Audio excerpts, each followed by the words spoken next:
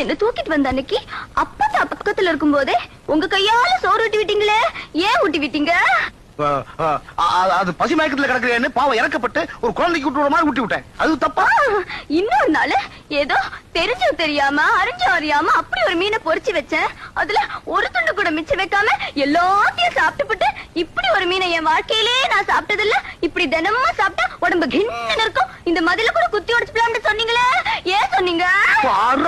அது மட்டுமா, உன்னை கட்டிக்க போறவன் ரொம்ப குடுத்து வச்சவன் என்ன பார்த்து ஒரு மாதிரி ஏக்கமா சொன்னீங்களே, ஏன் சொன்னீங்க?